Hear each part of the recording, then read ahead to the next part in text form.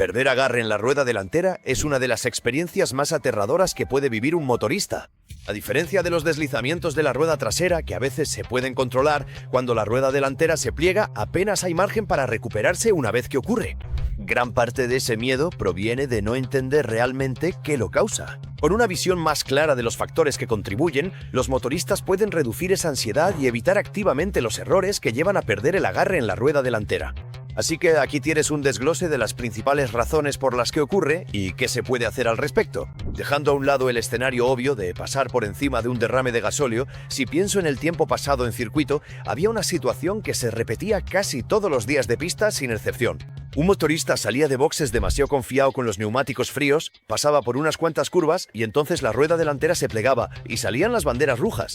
Los neumáticos fríos son una versión de este problema, pero la cuestión de fondo es que los motoristas exigen más a sus neumáticos de lo que estos pueden ofrecer en ese momento. Ya sea un neumático de calidad que aún no ha alcanzado su temperatura de funcionamiento, o uno desgastado que simplemente no puede proporcionar la adherencia que se le pide, el resultado es el mismo. Este es un error que también cometen los motoristas experimentados. Al principio, cuando se rueda en circuito, es habitual usar un juego de neumáticos mucho más tiempo del recomendable, hasta que el delantero finalmente cede, provocando lo que parece un deslizamiento dramático, aunque a menudo solo sean unos pocos centímetros. En algunos casos, el ángulo de inclinación salva la situación, pero el problema de fondo, que es ignorar lo que los neumáticos están comunicando, es lo que pone en peligro a los motoristas. Esto se aplica igualmente en carretera. Si los neumáticos no están en buen estado o no son adecuados para las condiciones en las que se circula, el riesgo de perder la rueda delantera aumenta considerablemente. Todo lo demás que se comenta aquí, en esencia, determina si los neumáticos se van en cualquier momento. Tener los neumáticos adecuados y en buen estado proporciona el mayor agarre posible y el margen de seguridad más amplio. Pero los neumáticos tienen un límite, y una de las formas en que los motoristas les exigen de más es conduciendo tensos. Agarrar el manillar con demasiada fuerza impide que la parte delantera haga su trabajo de seguir la superficie de la carretera y absorber las imperfecciones, y esto se vuelve especialmente peligroso con ángulos de inclinación elevados. La mayoría de los motoristas son conscientes de que agarrar el manillar como si les fuera la vida en ello es un problema, pero pocos entienden por qué ocurre en primer lugar.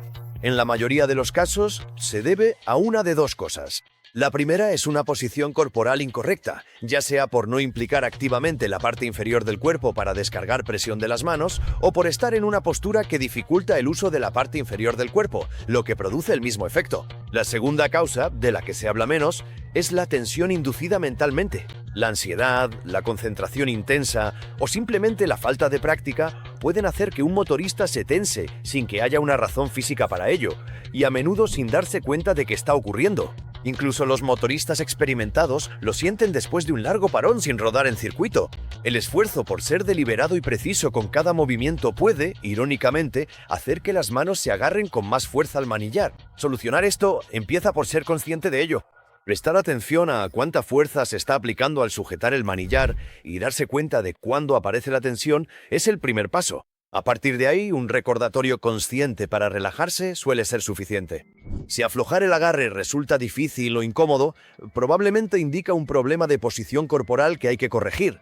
En carretera, esto suele significar utilizar correctamente la parte inferior del cuerpo, apoyándose en las estriberas y el depósito para crear soporte. En circuito, esto también puede implicar revisar cuánto peso se está desplazando fuera del asiento hacia el interior y si el cuerpo se está forzando más de lo que puede manejar cómodamente. Intentar aguantar más de lo que el cuerpo puede soportar solo lleva a buscar apoyo en el manillar en su lugar. Toma conciencia de la tensión. Decide si basta con hacer un esfuerzo consciente para relajarte o si necesitas ajustar la posición, y actúa en consecuencia. Esto es importante porque el agarre en el manillar tiene un impacto directo en el control general de la moto, y es el uso de los mandos lo que determina cómo se transfiere la carga al neumático delantero. Un neumático de alta calidad tiene un margen de rendimiento impresionante cuando se utiliza correctamente. Cuando se utiliza de forma incorrecta, ese margen prácticamente pierde todo su sentido. El problema normalmente no es la carga sostenida, sino los cambios bruscos de carga en el momento equivocado. Por ejemplo, las fuerzas laterales que actúan sobre el neumático delantero a grandes ángulos de inclinación ya lo llevan cerca de su límite. Cualquier cambio brusco de carga debido a un mal uso de los mandos, además de eso, es donde empiezan los problemas. Frenar demasiado fuerte o soltar la maneta demasiado rápido son errores habituales. El primero envía demasiada carga a la rueda delantera demasiado rápido. El segundo la elimina demasiado de golpe, quitando la tracción necesaria para mantener el agarre. El control del acelerador también influye. Muchos motoristas solo piensan en la rueda trasera al considerar el uso del acelerador, pero una apertura agresiva que traslada el peso hacia atrás demasiado rápido puede descargar la parte delantera y provocar una caída. Las pérdidas de la parte delantera por el uso del acelerador no son el escenario más común, pero ciertos lugares han sorprendido a muchos pilotos. Craner Curves en Donington Park es un ejemplo muy conocido, donde una cresta y una bajada al final de la colina hacen que una aplicación del acelerador ligeramente prematura pueda descargar la rueda delantera lo suficiente como para perder agarre. Existen puntos de riesgo similares en muchos otros circuitos y carreteras. Los motoristas de carretera pueden pensar que esta sección es menos relevante, ya que rara vez alcanzan ángulos de inclinación extremos, pero los cambios en las condiciones del asfalto la hacen muy aplicable. Conducir bajo la lluvia o atravesar una curva cubierta de barro requiere movimientos de control precisos y suaves, incluso con ángulos de inclinación moderados, ya que de lo contrario el control en esas condiciones puede provocar una pérdida del tren delantero con la misma facilidad. El principio es sencillo. Aplica y suelta tanto los frenos como el acelerador de la forma más suave posible, especialmente en la fase inicial de cada acción. Evitar transiciones bruscas de carga no solo protege el neumático delantero en ese momento, sino que también lo prepara mejor para lo que venga después, ya sea una frenada más fuerte, una inclinación mayor en la curva o una aceleración al salir de ella. La mayoría de los motoristas ya tienen una idea intuitiva de estos fundamentos. Unos buenos neumáticos, un agarre relajado y movimientos de control sensatos no son conceptos complicados. Pero todo eso puede venirse abajo cuando el pánico se apodera de uno. El pánico aparece cuando el motorista percibe una amenaza inminente, sea real o no. La reacción es inmediata e instintiva. Las manos se aferran a todo, los movimientos se vuelven bruscos y descoordinados y el neumático delantero se ve sobrepasado.